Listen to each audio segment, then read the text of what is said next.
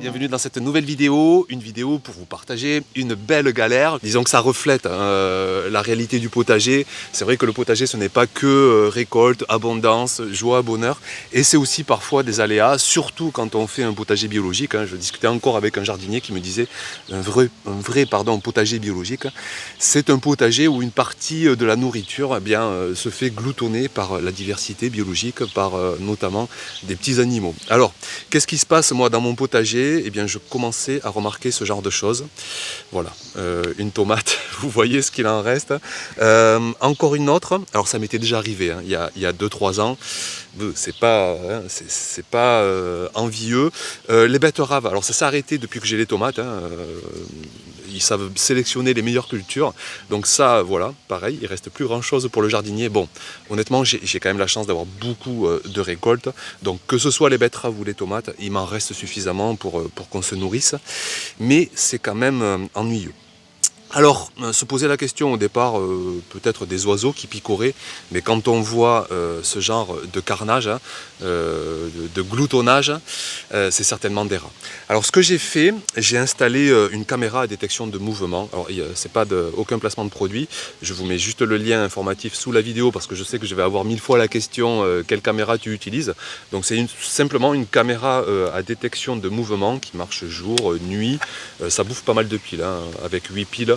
Bon, vous faites quand même 15 jours, 3 semaines selon le nombre de détections. Donc j'ai installé ça. J'ai installé, au départ j'ai pas installé de piège en fait, je voulais juste voir quel était le ravageur et donc je vous mets l'image, vous pouvez voir monsieur ou madame Ratatouille, je ne suis pas expert en rats, donc je ne peux pas vous donner trop de détails, mais en fait ça s'est rapidement, quoi qu'il en soit, ça s'est rapidement confirmé que c'était un rat qui mangeait mes tomates. Alors c'est impressionnant, la dextérité que ça a, vous voyez que ça monte comme rien sur les tiges des plants de tomates. Et donc ça les mange. Alors est-ce qu'ils cherchent de la nourriture, de l'eau peut-être? C'est vrai que nous il pleut pas beaucoup. Donc dans mon potager, c'est vraiment la nourriture, c'est 80% d'eau. Moi j'arrose ponctuellement. Donc il vient se nourrir, il vient boire, mais en tout cas pour lui le potager est vraiment un lieu d'attraction. Donc une fois que j'ai repéré ça, d'ailleurs je vous mets au passage aussi les images, c'est génial ces caméras parce qu'on voit aussi ce qui se passe en notre absence et notamment des oiseaux, notamment avec des vers plein la bouche. Je trouvais cette image complètement géniale, ça montre d'ailleurs la loi de la nature, les pauvres vers de terre qui se font gloutonner par un oiseau qui gratouille là dans le paillage de mes allées pour aller manger et qui vient lui aussi peut-être par moment picorer quelques tomates pour boire, pour manger. Donc, hormis ces belles choses, ces beaux oiseaux, on en revient aux rats. Et ce que j'ai voulu faire, alors comment dire, on en vient là à la gestion des ravageurs. Et ça, c'est jamais facile pour les jardiniers. Est-ce qu'on tue? Est-ce qu'on régule? Est-ce qu'on piège? Est-ce qu'on laisse faire? Et moi, le premier qui suis, j'ai quand même une tendance hypersensible. J'essaie de ne pas tomber dans la sensiblerie, le trop d'eux. Mais tuer des animaux, c'est jamais évident. Je me suis quand même convaincu à mettre des pièges parce que des rats, vous êtes tellement nombreux à m'alarmer le danger que ça peut être. Bon, il y a déjà un danger, d'hygiène alimentaire. C'est jamais bien que des rats aillent toucher nos légumes. L'habitation peut vite être ensuite source d'attraction pour les rats en hiver. Et puis ça peut proliférer très vite, donc difficile de laisser faire. Néanmoins, il y a 2-3 ans, j'en ai pas attrapé un seul et ça s'est régulé tout seul. J'ai la chance d'avoir des chats, notamment des voisins. Moi je suis allergique aux chats, je peux pas en avoir, mais j'ai des chats des voisins qui passent, mais cette année j'en ai plus, je sais pas, peut-être ils y sont plus ces pauvres chats, mais du coup je manque de régulation naturelle. Donc les tapettes, j'ai essayé en sachant que j'attraperai rien parce qu'ils sont futés ces animaux. J'en ai quand même mis 1 ou 2, j'ai rien attrapé. Je suis peut-être pas doué, j'ai mis du beurre de cacahuète, c'est l'appât qui est censé être très efficace. Et puis après je me suis dit le mieux c'est quand même de les capturer et aller les relâcher bien plus loin à des kilomètres. Donc j'ai essayé ce genre de cage. Vous voyez que c'était du premier prix et du premier prix comme souvent c'est de là, je vous cache le mot. En fait vous mettez un appât à cette pique et normalement quand ça bouge, clac, c'est censé se refermer, c'est censé, sauf que je vous mets là aussi les images. Alors les images sont géniales parce qu'on voit le rat qui rentre délicatement, qui va manger, j'avais mis du beurre de cacahuète, une tomate, il va retirer la tomate carrément de la cage, mais il aurait pu se faire piéger si le fonctionnement avait marché, mais regardez, moi je suis obligé de l'aider, le fonctionnement. hop, ça se déclenche toujours pas, et paf, voilà. Donc il est complètement... ça marche mal, quoi. Quand l'appât se fait bouger, le crochet se détache, mais le déclenchement ne se fait pas. Ensuite, j'ai essayé encore une autre cage, là aussi, échec total. Ce genre de cage où le rat rentre par ici, et il passe dans une trappe qui se referme.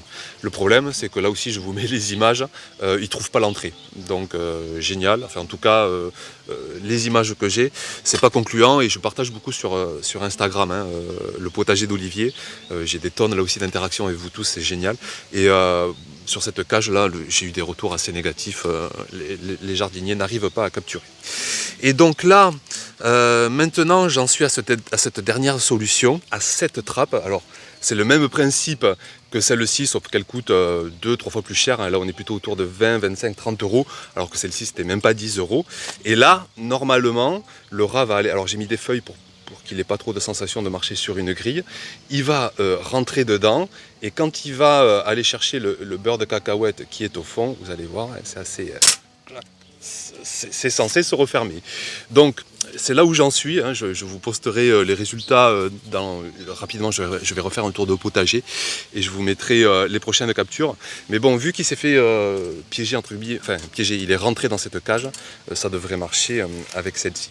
Bon, quoi qu'il en soit, voilà, ça me faisait pas plaisir, mais quand on jardine par une approche biologique, hein, et quand on fait une approche biologique, on n'a pas d'herbicide, on n'a pas de fongicide, on n'a pas de pesticides, on n'a pas de raticides. Normalement, on n'est pas dans cette logique de hide, d'exterminer. Eh bien, on se retrouve parfois face à des ravageurs. Alors, soit on compte sur la régulation naturelle, hein, et là aussi c'est chouette parce que ça fait appel, enfin, ça montre la diversité des potagers, mais aussi des jardiniers. Là aussi, d'en discuter tout le temps avec vous. Il y en a qui vont avoir aucune tolérance, hein, qui vont de suite mettre des pièges mortels, qui n'auront aucune sensibilité. Et quelque part, on l'a vu avec cet oiseau qui mange les vers de terre. La loi de la nature, elle est parfois cruelle. C'est la loi du plus fort, ou c'est la loi de celui qui va tuer l'autre avant de se faire tuer ou manger.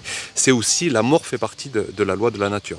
Au contraire, il va y avoir d'autres jardiniers qui, Antoine dit que c'est comme un potager pénitence, où vraiment on sait qu'on n'est pas parfait en dehors du potager, on consomme, on a des choses artificielles, et vraiment on veut être parfait, et dans la perfection, on se refuse de tuer quoi que ce soit, donc on laisse faire. Ça, c'est aussi d'autres jardiniers.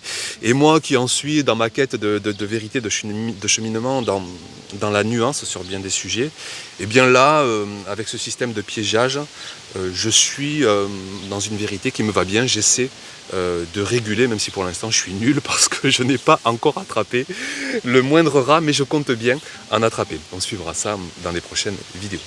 Donc voilà pour ce simple partage. Merci d'être passé par là, merci pour votre attention.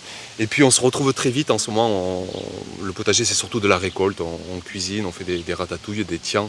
On essaie de tout optimiser, de ne rien jeter. C'est un régal. On parlera de ça dans une prochaine vidéo. Merci et puis à bientôt. Ciao.